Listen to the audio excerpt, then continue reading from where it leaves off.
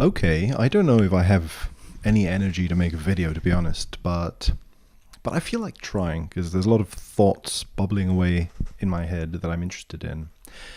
I'm interested in video games. Won't be a surprise for this channel, but I'm interested in video games, and I guess the ways that we see them as an audience. And I've been very interested in the idea of art recently and thinking about what art is really.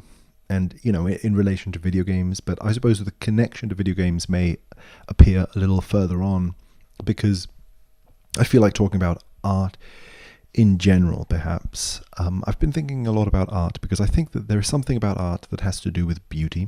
That's my personal sort of perception of it, right? And it's a really personal thing because at the end of the day, I think there are only personal definitions of art.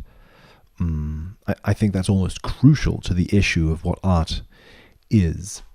Perhaps, just kind of thinking out loud, perhaps because art has to do with expressing yourself, I think. It is a creative act in some way. So you create something, you express something, you express it in some sort of a language. You can call it language, you can call it a method, a craft of some kind. I don't know, you could give it different names, I suppose. It doesn't need to be called a language if you don't want. But I think that there is my way of talking about it as a language, I suppose, is because you're expressing something. Sometimes you don't know exactly what it is that you're expressing, but it's beautiful, I think. I think that the act of creativity in an artistic setting has something to do with expressing something that you find beautiful, almost.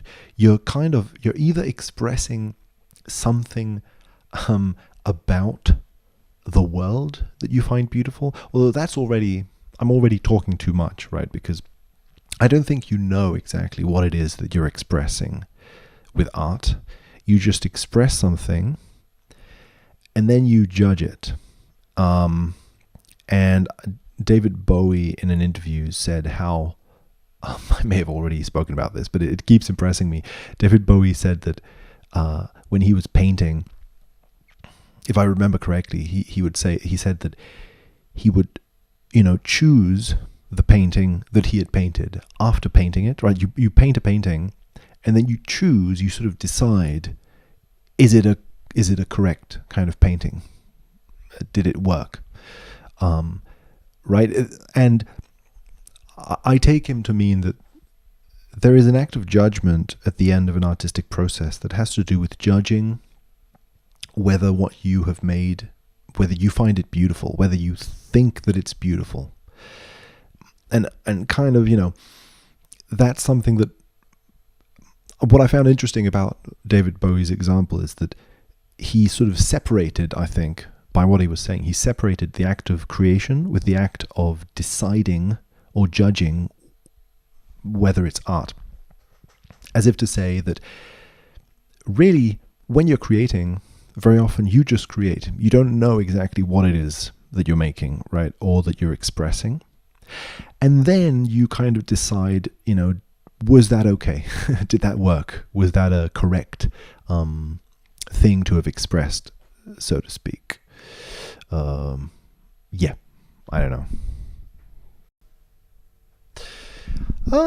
I'm interested in the whole Boo section of Super Mario 64, the ghost section, because, well, I feel that there is an amount of eyes in that level that I've commented on before, but it's intriguing to me. I'll list them again. There's eyes. There seemed to be an eye motif on the railing on the balconies. There seems to be two eyes on the building, like the building has two red torches that kind of look like scary eyes on the building. That's more my imagination, perhaps.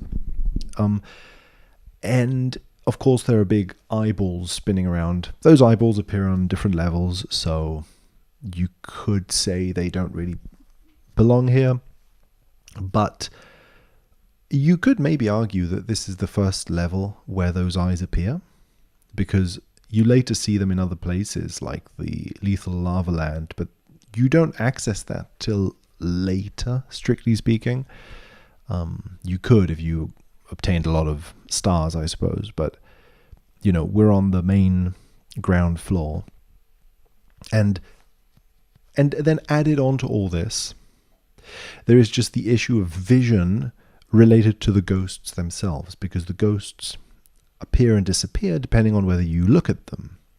The eyeballs, the spinning eyeball enemies, also attack you or not, depending on whether you're in their line of sight. So seeing something is being equated to attacking, perhaps. There's an issue of attack and also an issue of hiding. If you hide behind someone's eyes and they don't see you, there's an issue of safety and unsafety, perhaps, built into that.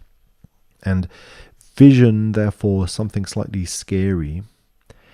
Seeing something that wasn't there before. I mean, again, it's not just that the ghosts don't like being seen. They go shy when you look at them, and they, the fact that your relationship to them has something to do with vision is one thing. But also, of course, they are able to go invisible. So then you can't see them. So invisibility also suggests a sort of vision-related theme. Whether you see something or you don't, I guess, is one of the themes. So, of course, now this game overall has a lot of themes of vision, as I've said, because there's a lot of little optical illusions in the game, and therefore vision perhaps does have this element of survival or attack, hiding and attacking. You can be trapped by something that is vision related, like Mario is trapped by paintings that look one way but actually are another way, and they throw him into a pit. Or you can you can see things in such a way that it traps you in a certain way of behaving. If you think that one of the Tiny Huge Island paintings is really far away, you will run straight towards it, and you will find that actually it's really close. So your action was kind of inappropriate for the situation at hand, but you didn't know that because you didn't see, or maybe even perceive with all your senses, metaphorically speaking, the situation. Anyway, that's kind of one of the thoughts I'm having with regards to this. But this issue of seeing, then, related to the ghosts, I'm intrigued also by the fact that it is a ghost house. It's sort of like a haunted mansion. And therefore, it is a house filled with ghosts. It isn't filled with anyone else, right? This is a trope that had appeared in other games. I mean, Super Mario World has got ghost castles in it as well. So Mario's relationship to the idea of a spooky, haunted place is not new. But this spooky, haunted place as an archetype, I think, is also an empty place, as I said. There's no one there except for ghosts. But ghosts are kind of invisible and they're dead. So they're not kind of real people in some sense, you could say. Or at least, I think you could say that the castle itself, Peach's Castle, overall, is also an empty house. No one's home, as Bowser says, right? and an empty house. However, right, it's an empty house filled with people because the princess is trapped in the walls of the castle. There is someone there. Someone's alive in this place, in this structure. But that person's aliveness isn't immediately visible. You can't immediately see whether this person is alive or not because they're living in the structure of the castle itself. After you beat the game, they come out of the structure. They are the life that was living in the structure of the castle is projected outward, and embodies Princess Peach's body itself. So you could look at it that way, I think. And even another example, of course, is Wet Dry World. You've got the empty land in Wet Dry World. So that's an empty town of some kind. And you also get the sense that it is a place that is destined to be lived in. There's houses, there seems to be a little church there and a little town square. There's a whole structure for people to live in, but it's completely devoid of people living in it. At least it seems to be, right? So the archetype of an empty place is interesting to me because these are empty places that are built for life. Yeah. And so maybe vision as a whole is important to this game, Super Mario 64, because of things that are hidden. But those things that are hidden are perceived to be slightly dangerous, I think. When something's hidden in this game, that seems to be a bad thing, because not seeing it doesn't allow you to behave in a way that's appropriate to your circumstances, so to speak, you could say, right? And so vision as a whole, I think, is important to Mario, as I've said other times, because grabbing stars seems to have to do, in my head, I suppose, I can think of grabbing stars as grabbing more and more light. This is a theme that is then expanded in Super Mario Sunshine, where the Power Star equivalent becomes the shine, and you are literally increasing the light of Delfino Island. You know, it's getting brighter and brighter. So the brightness of the world is increasing because of your obtaining more and more of these star equivalents. And then Super Mario Galaxy kind of takes this trope even further. Of course, Sunshine and Galaxy are, I think, directed by the same person. So that makes a certain degree of sense if you want to look at it from that personal angle. But even so, Super Mario Galaxy has this thing where the stars are literally like stars.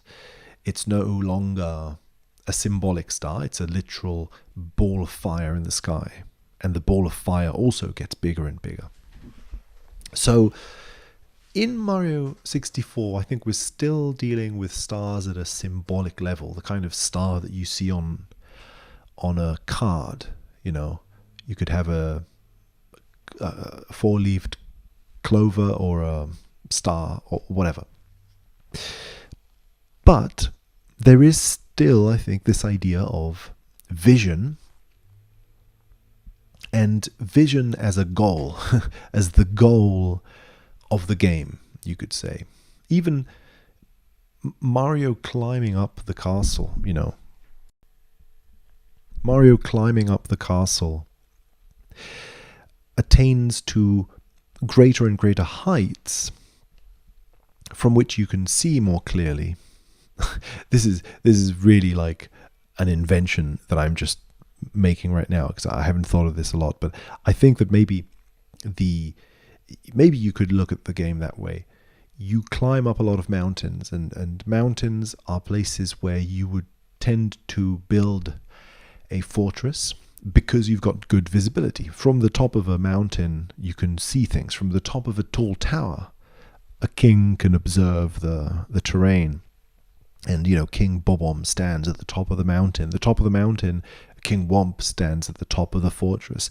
So topness, being at the top of something, being high in the sky, I think is also somehow being equated with vision, a clearer vision, and a vision worthy of a monarch, of someone with a certain amount of power, whilst also being equated again with just light in this symbolic sense. Light that...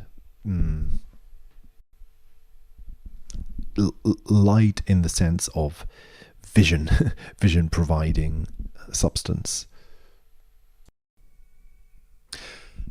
The castle, then, is surrounded by these sorts of ideas of emptiness and also entrapment, like a prison.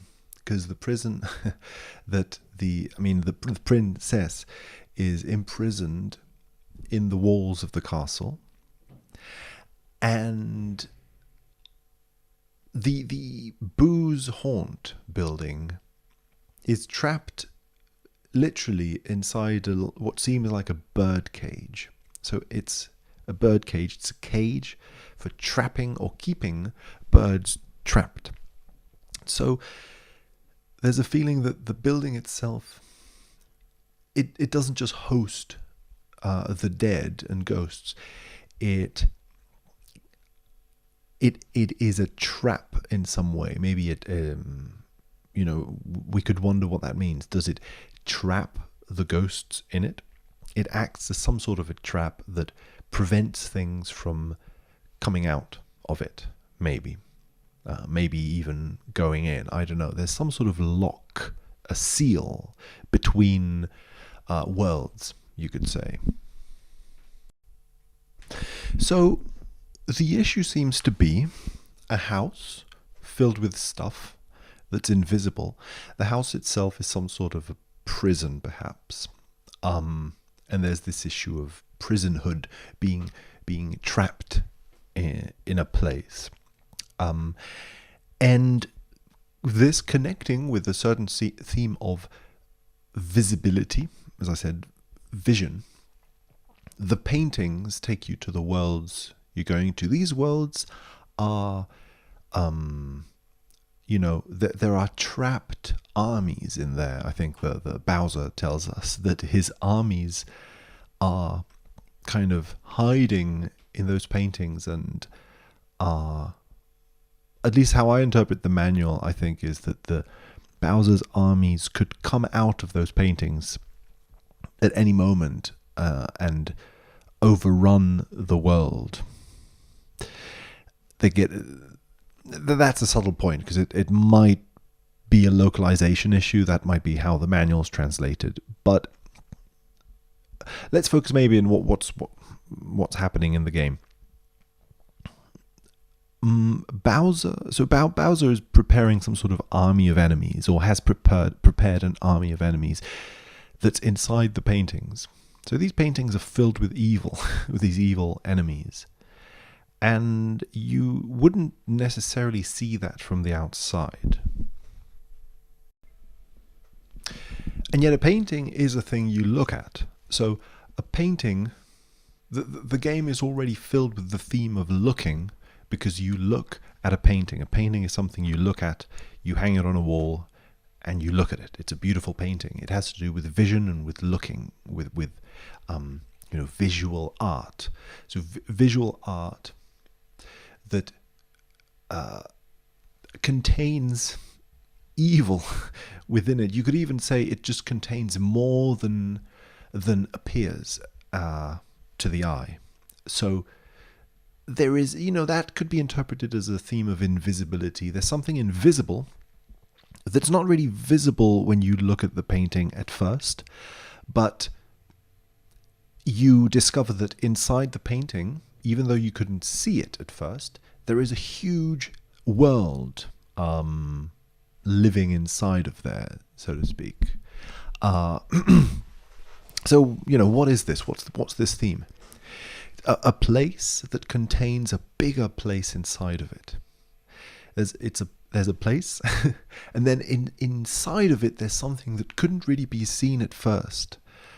You could say maybe flying off at a handle. Is that an expression? Where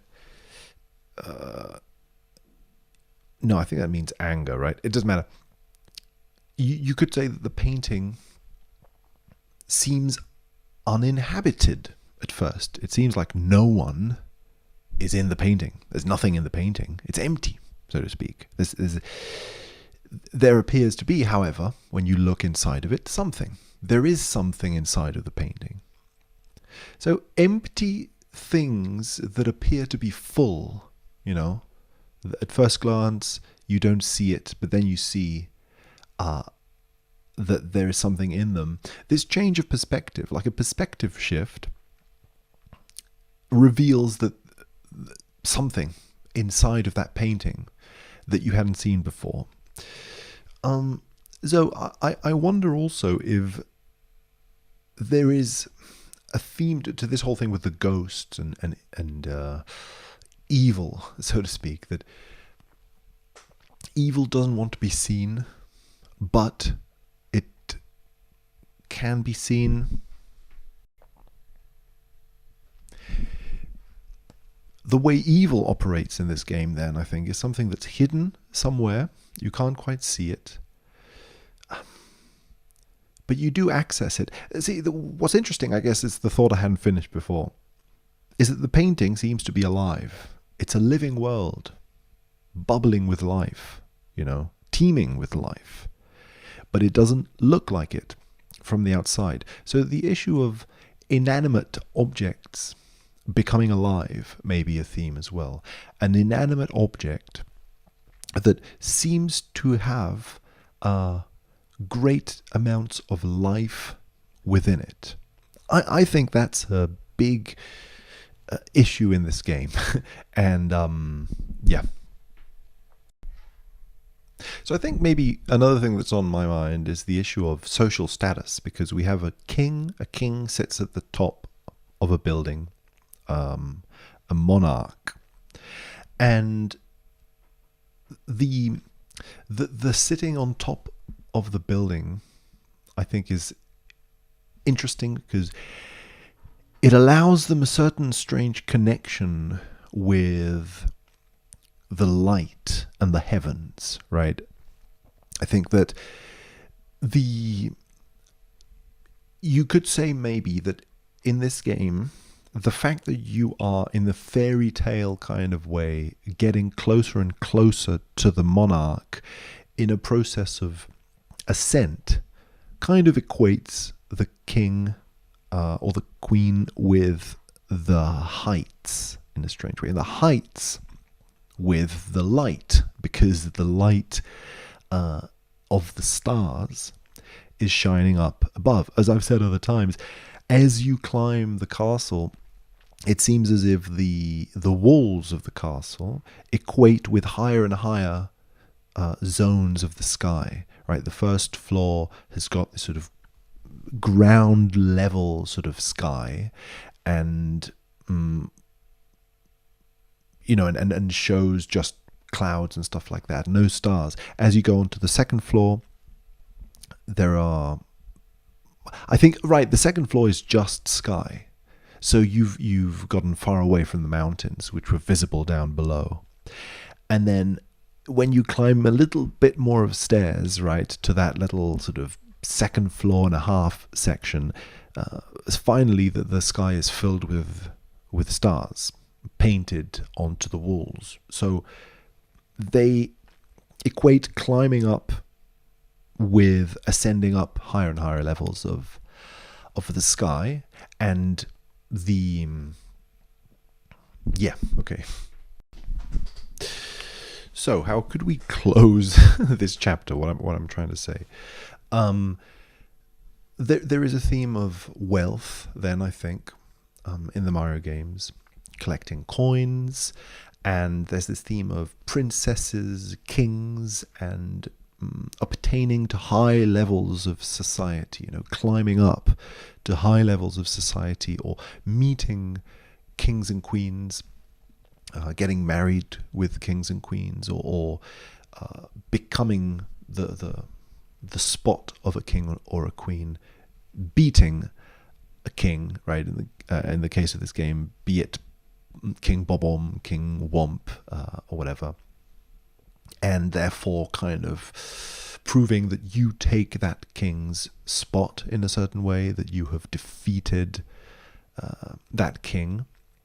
These are themes, right, from fairy tales in a way, where I think there is an aspect of obtaining that power, so to speak, for yourself.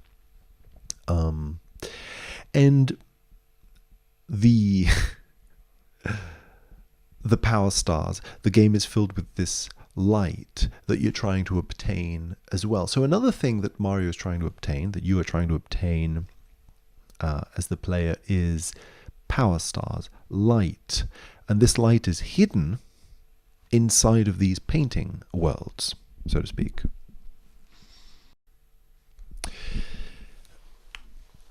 And so the obtaining of wealth, the obtaining of light, I think, are being equated in a certain way, because gold is both used as the color of the stars, the golden stars. They shine golden, and that's sort of what makes them attractive in a certain way. But also coins, which are a big recurring object in this game, are golden just the same, right? They shine like stars as well, like the sun, like things that sort of emit light. And it's kind of interesting to me that monarchs tend to make pictures of themselves, right, to hang in the walls of the castle. So here, for example, we've got paintings of Bowser decorating the castle. The monarch has this sort of artistic side to them, where they are represented as a statue, or they make a statue of themselves. They have a statue made of themselves. There's like an artistic aspect to them.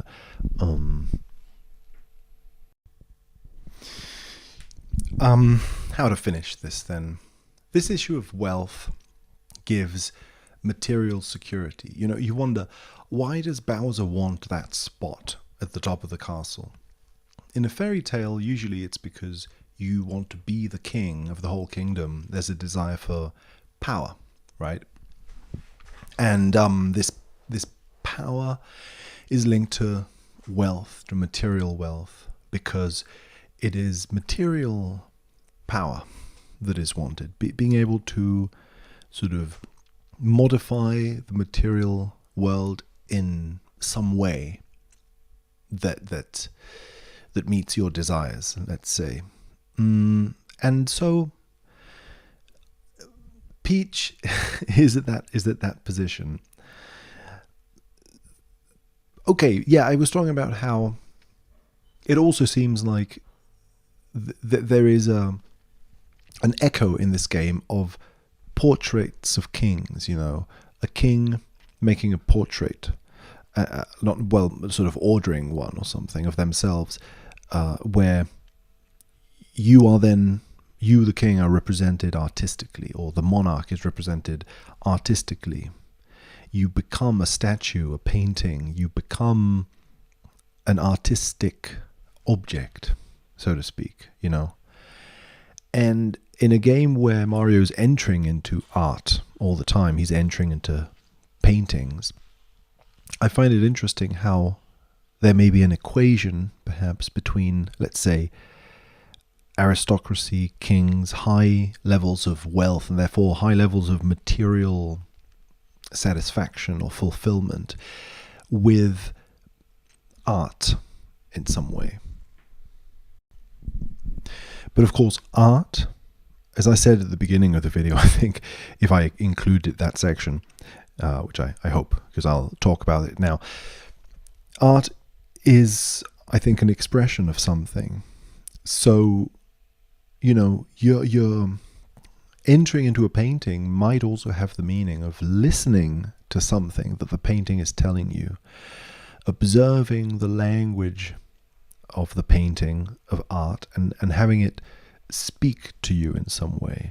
And therefore also maybe the ghost in the haunted house, the idea of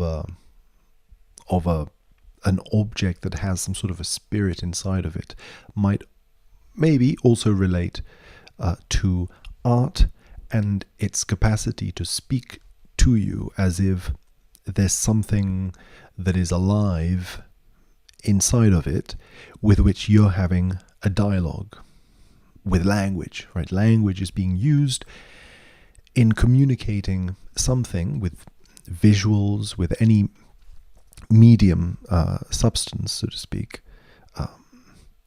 And then you're receiving that communication, you're observing the art and observing that language expression. Which, maybe finally, I don't know when this video is going to end, but there might be something relevant here in the topic of materialization. You grab something that's inside of you and you express it, you materialize it, right? As I was saying at the beginning of the video. So it kind of ties in nicely in that way, that you grab something that's inside and you express it. You're making it material in some way. You're giving it material reality. The power stars, right, play a role in protecting the castle. And so Bowser wanting that power of the material world seems almost also to have something to do with materialization, wanting to be materially existent, to exist materially, and to not just be a figment of an imagination or, some idea or something that hasn't fully been expressed or materialized in some way. I wonder if maybe there is, in that sense, a commentary on art within the game itself. Again, I'm reading it into it. I'm not expecting this to be an intentional kind of message of the game. I just mean that I'm reading in this game, I'm interpreting in this game, right? My own interpretation of it has something to do with maybe the way in which art speaks to us, and the way in which art also expects something from the inside that hasn't been spoken yet to be materialized and then to obtain power, material power in that way, material existence or substance, after having not had that material substance for a while, because it was resting inside, so to speak. You bring it outside in the process of creating, and you also observe the depths inside the artwork that has been made. You can observe something inside of it that is in turn also kind of alive in the sense of communicating, using language sort of symbols or structures to communicate something, form to communicate something that before, anyway, I'm speaking too much at this point. So anyway, yeah, themes about form and emptiness and Buddhist-like ideas about that, I suppose. Anyway, okay, thanks for listening. I don't know if this was interesting, but thank you. Okay, bye.